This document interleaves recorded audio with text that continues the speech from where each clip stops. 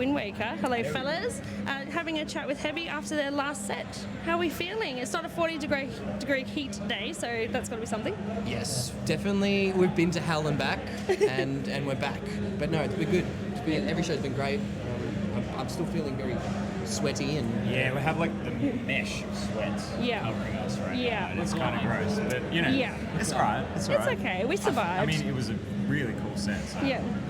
We're on like the dopamine rush. Right now. I'm feeling good. It's almost cruel to end in Queensland though, because it's so humid and just like a sauna. But yes, no, very glad to have you with us. Thank you. So, I'll confess, I'm new to the party, guys. I haven't been. I'm not going to sit here and go, I'm the biggest fan. No, I got to discover all your stuff and deep dive and go through history. So I have questions. Welcome. Let's go. Yes, but starting off there. So you've joined into the band, but obviously there's been history there. What's it like jumping into the frontman position, and do you feel naked without your instrument? It's definitely been a journey, but I think it's been a natural progression and a natural position for me to be in. I think I was always destined to be a front man. I'm getting frontman energy. Yeah. The pants kind of gave it away. The pants, I'm in my baggy pants era. No, I can't lie and say that, you know, it wasn't like a little bit uncomfortable when I first jumped into the role. Yep. But you know, where we're at now to when we started, it's been great growth, and I've loved every minute of it, and I've loved getting to upskill and get better as we each year goes by. So yeah. And they've obviously kept you around too, so that's always a bonus. We threw him in the deep end. His first show was at the Forum supporting Shikari. So. Oh my god! Good luck. You're like, well, if you survive this, you're in, all right? Yeah, exactly. I didn't know how to scream 2 months prior to that show. Holy shit! Yeah, so I just had to learn how to do that. So quite what was impressive. the call like? Hey mate, we just need you to be God, pretty much. You truly gave me the call. I did. I gave you the call. You literally gave me the call. Yeah, I called Liam and I was like, hey, you want to sing for WINDWAKER? That's what was actually said. Yeah, I had something like that. I'd been out of the band for 2 years. Yes. Something like that, 2 years. Oh my And god. yeah. Well and done. I got a phone call, and that was literally at work, and I was like, So I'll watch these videos from Melissa Cross. She'll teach you everything you need to know. Be there. Yeah, literally. Far out. That's even better. Yeah. So let's have a quick chat about Victory Lap. The film clip is freaking epic. Like, I was watching it going, right on, you got the helicopter going, and then I seen little old Winston McCall came out and had his helicopter moment, and I was like, okay, I can see we were have pioneers first. here. No, I'm I know who did it first. Parkway's watching. Parkway had a way bigger budget than us. So. Well, yeah, maybe slightly these days.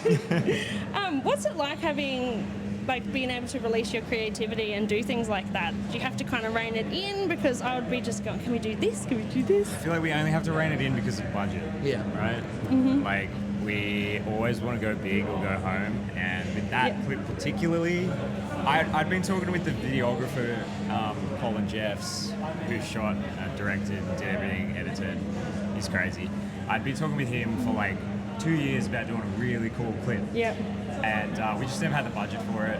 And I remember like 2 years ago, he was like, listen, bro, I've got a guy, he's got a helicopter. I really want to do a clip with Windy in a helicopter. And I was like, how much? And he told me how much. And I was like, not now, bro. And then this one rolled around, and it was like part of the new, it's like, you know, we had a slightly bigger budget. It wasn't crazy, but we had a little bit more. And I spoke to him, and I was like, I think we can do it. And then he was like, okay, can we also get a troop carrier? And I was like, sure. I'm still stuck on you talking to someone who's like, I've got a helicopter guy. I'm like, who has a freaking helicopter guy? Oh, he's got guys for everything. It originally started as a tank guy, and then it evolved into a... that's right. It started as a tank guy, and then it went to a helicopter guy.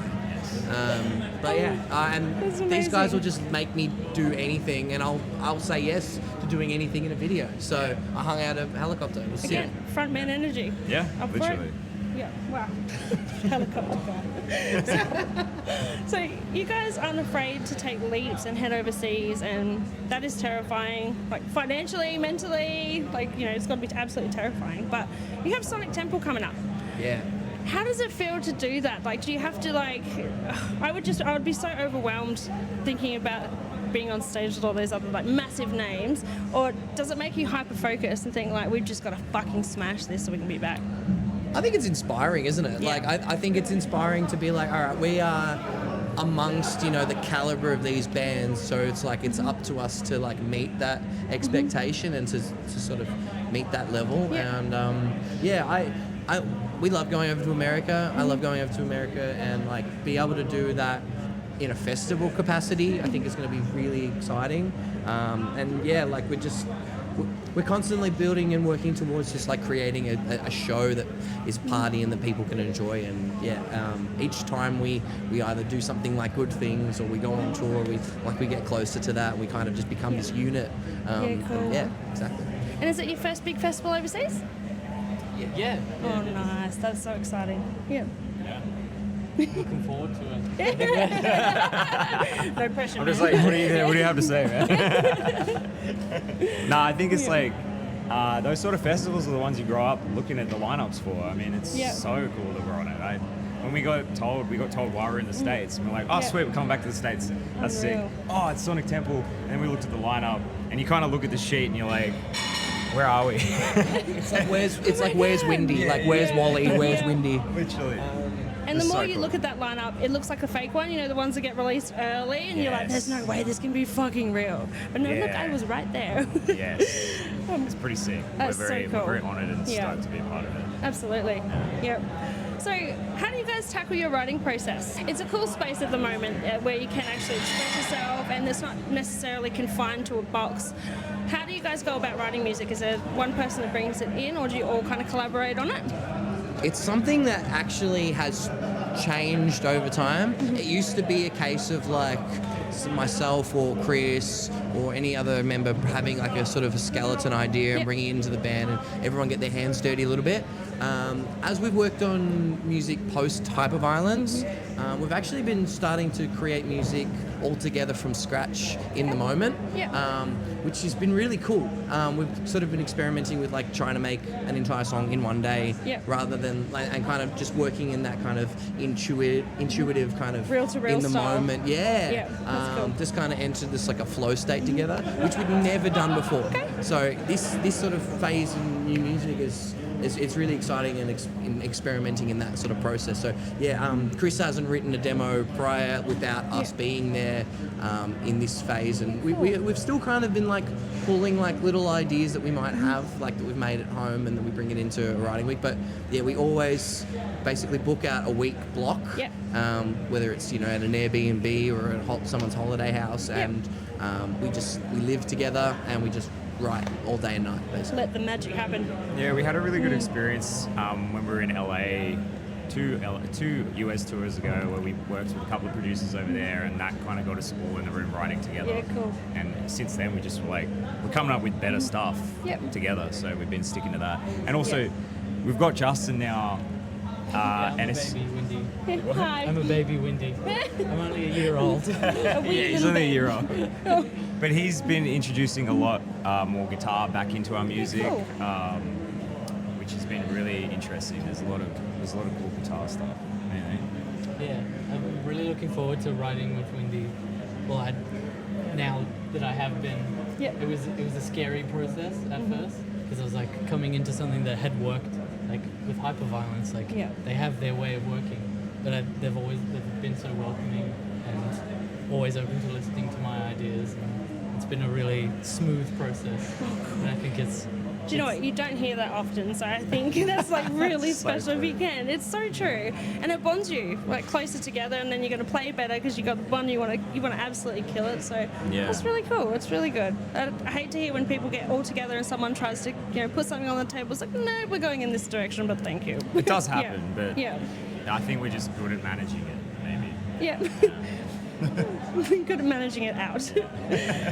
So what are your thoughts on people online that kind of consume music so quickly? They'll listen to it for 2 seconds and then kind of flick it on. Do you read any of the comments on there, or do you guys more or less just do what you want to do and just people who are going to like it will react that way? You want to answer that? No, you go. I definitely try not to read comments or anything like that. I think it's like, and I think this is just a general statement for any band. It's just sort of like, the more you start to mix in external factors and muddy up what you do and the purity of what you do, like that's when a lot of bands kind of like lose what their identity is, because they're like they focus so much on the noise. I mean, like you can, you know, look at comments and band together and be like, oh, look at this dickhead, you know, like it's one of what they've had to say.